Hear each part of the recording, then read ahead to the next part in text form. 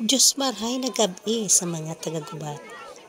Ito nga pala ang opening ng Winter Wonderland dito sa Gubat, sa Municipal Park. Ayan po, halos hindi mahulog ang karayom. Ang dami ng tao dito na witness ng opening, pagpapailaw ba ng mga Christmas lights. Ang daming tao. Ito nga pala ang unang gabi, December 15. So, bali, nagka-counting na po. Ayan, malapit nang magbukas ang pailaw. Ayan. O, diba, nagliwanag na ang ating Winter Wonderland dito sa Gubat Municipal Park. Yan, iba-iba ang ating makikita. Ang mga punong kahoy, halos lahat puno ng Christmas lights. May mga nagtitinda ng mga kakanin, pagkain. Ang daming tao. At nandito rin kami para magusyoso. Siyempre, hindi kami magpapahuli.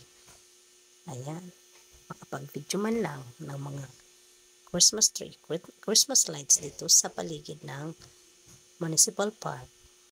At nagsimula na nga ang program. Ayan, namimigay na po ng mga regalo. At may mga pag-games para sa mga manunood. At i-video nga natin ang palibot ng park na ito para masilayan natin ang nagagandahang mga nailagay na mga Christmas lights. Ayan, tingnan natin yung mga punong kahoy, ang gaganda. Halos lahat may Christmas lights.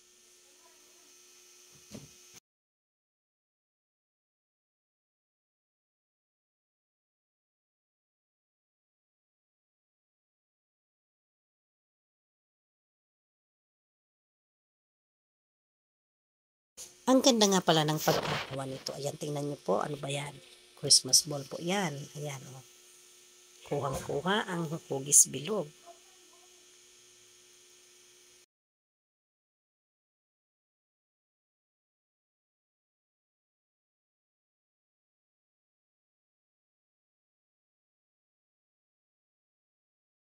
Ito naman, tingnan nyo, ang ganda, di ba?